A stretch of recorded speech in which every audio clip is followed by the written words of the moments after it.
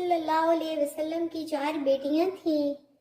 ہماری بد نصیبی سمجھے یا محرومی سمجھے کہ ہم ان چاروں کے حالات سے واقف نہیں ہیں سوائے حضرت فاطمہ رضی اللہ تعالی عنہا کے حالات کے، حالانکہ چاروں بیٹیاں ہی رسول اللہ صلی اللہ علیہ وسلم کو بہت پیاری تھیں، اور زینب رضی اللہ تعالی عنہا بنت محمد صلی اللہ علیہ وسلم اپنے والد کو زیادہ پیاری تھیں کیونکہ وہ پہلی اولاد تھیں اور اپنے والد سے بہت محبت کرتی تھیں۔ تو یہ کوشش کی ہے کہ ان چاروں کا ہم تعارف کروا دیں۔ اللہ تعالیٰ ہمیں سمجھانے کی اور آپ کو سمجھنے کی توفیق دے۔ وہ جو اللہ کی راہ میں ستائی گئی، کمزور، بیمار اور لمبے سفر سے نڈھال مدینہ پہنچنے والی پیاری بیٹی کو جب عظیم باپ صلی اللہ علیہ وسلم نے اس حال میں دیکھا تو فرمایا، ہیا افضل بناتی اصیبت فیہ، میری بیٹیوں میں سے افضل بیٹی، یا فرمایا ہیا خیر بناتی، میری پیاری بیٹی جو میری وجہ سے مصیبت زدہ ہوئی۔ یہ ہے حضرت زینب رضی اللہ تعالی عنہا بنت محمد صلی اللہ علیہ وسلم۔ دین اسلام میں ایمان اور یقین کے اعتبار سے زینب رضی اللہ تعالی عنہا کا مقام بہت اونچا ہے، اور اس کی خبر دربار نبوت سے بطور خوشخبری کے دی گئی ہے۔ حضرت خدیجہ رضی اللہ تعالی عنہا سے نکاح کے 5 سال بعد پیدا ہوئی، جبکہ یہ وقت بعثت نبوی سے 10 سال پہلے ہے۔ اس وقت سرکار دو جہاں صلی اللہ علیہ وسلم کی عمر مبارک 30 سال تھی۔ ابھی زینب 9 عمر ہی تھیں کہ ان کی خالہ حالہ بنت خویلد نے ان میں دلچسپی لینی شروع کر دی اور اس بات کی خواہش ظاہر کی کہ وہ ان کے بیٹے ابو العاص کی بیوی بن جائیں۔ ابو العاص خدیجہ رضی اللہ تعالی عنہا کے بھانجے تھے اور ان کا سلسلہ نسب تیسری پشت میں عبد المناف بن قصی تک پہنچ کر رسول اللہ صلی اللہ علیہ وسلم تک جا ملتا تھا۔ ابو العاص بچپن سے ہی اچھی عادات اور عمدہ اخلاق والے تھے، تجارت پیشہ تھے، لہٰذا یہ رشتہ منظور کر لیا گیا۔ حضرت زینب رضی اللہ تعالی عنہا ابو العاص کے ساتھ خوشگوار زندگی گزار رہی تھیں جب رسول اللہ صلی اللہ علیہ وسلم کو نبوت عطا کی گئی۔ زینب رضی اللہ تعالی عنہا اس دین حق پر ایمان لائیں، مگر ابو العاص قریش مکہ کے دین پر ہی قائم رہے، لیکن نہ تو رسول اللہ صلی اللہ علیہ وسلم کی مخالفت کی اور نہ ہی زبان سے کوئی ایسی بات نکالی جو آپ کو ناگوار ہو، پہلے ہی کی طرح ادب اور احترام کرتے رہے۔ رسول اللہ صلی اللہ علیہ وسلم نے عرب کے دستور کے مطابق اپنی بیٹیوں کے نکاح اپنی قوم میں ہی کر دیے تھے۔ جب ابو لہب کے بیٹوں نے رسول اللہ صلی اللہ علیہ وسلم کی 2 بیٹیوں کو طلاق دے دی تو قریش نے ابو العاص پر بہت زور ڈالا کہ محمد صلی اللہ علیہ وسلم کی بیٹی کو تم بھی طلاق دے دو، لیکن انہوں نے کہا میں زینب کو خود سے جدا نہ کروں گا۔ جیسے جیسے دین اسلام پھیلتا رہا، کفار کی سختیوں میں بھی اضافہ ہوتا رہا، یہاں تک کہ مسلمانوں کو اپنے دین کی حفاظت کے لیے ہجرت کرنی پڑی۔ اہل مکہ نے رسول اللہ صلی اللہ علیہ وسلم کو مکہ سے نکلنے کر مجبور کر دیا، چنانچہ سرکار دو عالم صلی اللہ علیہ وسلم اور ایمان والے مکہ سے مدینہ ہجرت کر گئے، لیکن اہل مکہ کا غصہ کم نہ ہوا اور انہوں نے محمد صلی اللہ علیہ وسلم اور ان کے ساتھیوں کے خلاف انتہائی قدم اٹھانے کا فیصلہ کر لیا۔ اسلحہ اور جنگی سامان جمع کیا اور ایک لشکر تیار کر کے مسلمانوں پر حملہ آور ہوئے۔ بدر کے مقام پر اس طاقتور لشکر کا مقابلہ مسلمانوں سے ہوا۔ ابو العاص نے بھی لڑائی میں حصہ لیا۔ ابو العاص مسلمانوں کے ہاتھوں گرفتار ہوئے اور جنگی قیدی بن کر مدینہ لائے گئے۔ بدر کے جنگی قیدیوں کی خبر مکہ پہنچی۔ اہل مکہ نے اپنے اپنے قیدیوں کی رہائی کے لیے فدیہ بھیجا۔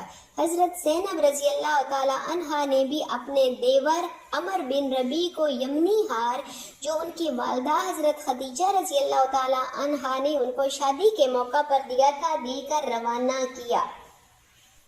رسول اللہ صلی اللہ علیہ وسلم کی خدمت میں وہ ہار پیش کیا گیا۔ آپ اس ہار کو دیکھ کر رنجیدہ ہوئے، آپ پر رقت طاری ہو گئی۔ حضرت خدیجہ رضی اللہ تعالیٰ عنہ کی یاد تازہ ہو گئی۔ فرمایا اگر تم مناسب سمجھو تو زینب رضی اللہ تعالیٰ عنہ کے قیدی کو رہا کر دو اور اس کا ہار بھی واپس کر دو۔ لوگوں نے کہا جو آپ صلی اللہ علیہ وسلم چاہیں۔ چنانچہ ابو العاص کو رہا کر دیا گیا اور ہار بھی واپس کر دیا گیا۔ سب قیدی فدیہ لے کر چھوڑے گئے۔ یہ انصاف اور شان نبوت کے خلاف تھا کہ ابو العاص بغیر فدیہ کے داماد ہونے کی وجہ سے چھوڑے جاتے۔ ان کا فدیہ یہ مقرر کیا گیا کہ مکہ پہنچ کر زینب رضی اللہ تعالی عنہا کو مدینہ بھیج دیں۔ اس وقت یہ حکم نازل ہو گیا تھا کہ مومنہ اور مشرک کا نکاح باقی نہیں رہ سکتا۔ ابو العاص مکہ پہنچے تو وعدے کے مطابق زینب رضی اللہ تعالی عنہا سے کہا مدینہ جانے کی تیاری کرو۔ پھر اپنے بھائی کنانہ بن ربی کو کہا کہ ان کے لیے اونٹ تیار کرو۔ کفار مکہ کی طرف سے مزاحمت کا خوف تھا، اس لیے کنانہ نے ہتھیار بھی ساتھ لے لیے۔ ابو العاص نے اپنی بھائی کی نگرانی میں انہیں رخصت کیا۔ زینب رضی اللہ تعالی عنہا اونٹ پر سوار ہوئی۔ کنانہ آگے آگے اونٹ کی نکیل پکڑ کر چل رہا تھا۔ یہ دن کا واقعہ تھا۔ اس دوران اہل مکہ کو اطلاع ہو گئی کہ محمد صلی اللہ علیہ وسلم کی بیٹی ہجرت کے لیے جا رہی ہیں۔ جب وادی ذی طویٰ کے پاس پہنچے تو مکہ والے بھی پیچھے سے پہنچ گئے۔ سب سے پہلے حبار بن الاسود نے حملہ کیا اور اونٹ کو نیزہ مار کر چٹان پر گرا دیا۔ زینب رضی اللہ تعالی عنہا امید سے تھی، جیسے ہی سواری سے گری تو سخت چوٹ لگی، خون جاری ہو گیا۔ 4 ماہ کا حمل تھا وہ ضائع ہو گیا۔ باقی مشرکین بھی آگے بڑھے تو کنانہ بن ربی نے کہا کہ جو بھی قریب آئے گا اس کو تیروں سے پرو دوں گا، پیچھے ہٹ جاؤ۔ تب وہ پیچھے ہٹے۔ حضرت زینب رضی اللہ تعالی عنہا کی حالت کافی خراب ہو گئی۔ اس وقت ابو سفیان نے کنانہ کو مشورہ دیا کہ اسے لے کر مکہ واپس چلے جاؤ، حالات بہتر ہو جائیں، یہ سفر کے قابل ہو جائے تو رات کے وقت نکال کر لے جانا۔ چنانچہ وہ مکہ واپس ہوئے۔ چند روز کے بعد جب حالت بہتر ہوئی تو رات کے وقت مکہ سے روانہ ہوئے۔ رسول اللہ صلی اللہ علیہ وسلم نے زید بن حارثہ کو پہلے بھیج دیا تھا۔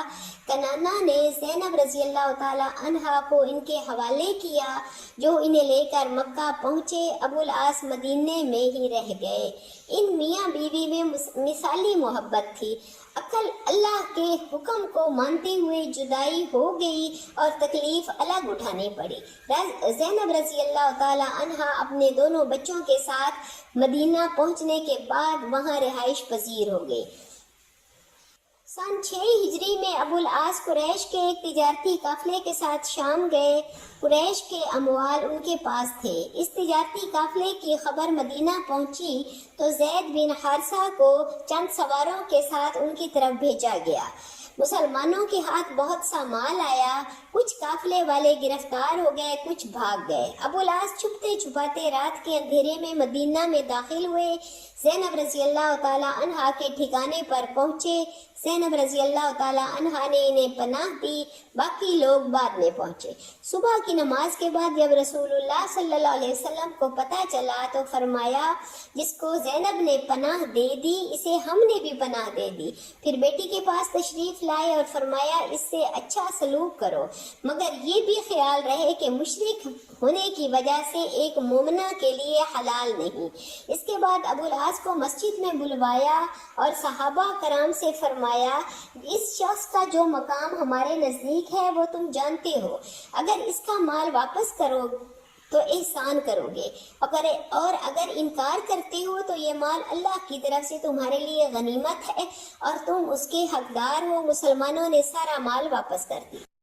ابو العاص سارا مال لے کر مکہ پہنچے، ہر ایک کو اس کی امانت واپس کر دی، پھر مکہ میں ہی اپنے ایمان لانے کا اعلان کیا۔ اس کے بعد مدینہ پہنچے۔ رسول اللہ صلی اللہ علیہ وسلم نے ان کی تعریف کی، پھر زینب رضی اللہ تعالی عنہا کے اور ان کے نکاح کی تجدید کی۔ اس طرح یہ چھوٹا سا خاندان کافی عرصہ کی جدائیوں اور مشقتوں کے بعد اکٹھا ہو گیا۔ اس تعلق کو 1 سال ہی گزرا تھا کہ سن 8 ہجری شروع ہو گیا۔ مکہ سے ہجرت کرتے وقت حضرت زینب کو جو چوٹ لگی تھی اس زخم کی تکلیف دوبارہ شروع ہو گئی۔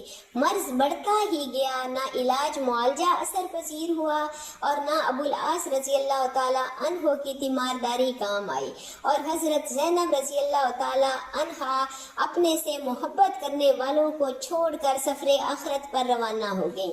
حضرت زینب رضی اللہ تعالی عنہا کی وفات کی وجہ سے رسول اللہ صلی اللہ علیہ وسلم نہایت مغموم ہوئے، لیکن اپنی پیاری بیٹی کی وفات پر امت کو اس بات کی تلقین کی کہ بے صبری کا اظہار کرنا یا بے صبری والے کلمات زبان سے نکالنا مسلمان کے لیے جائز نہیں، یہ جاہلیت کی رسومات تھیں۔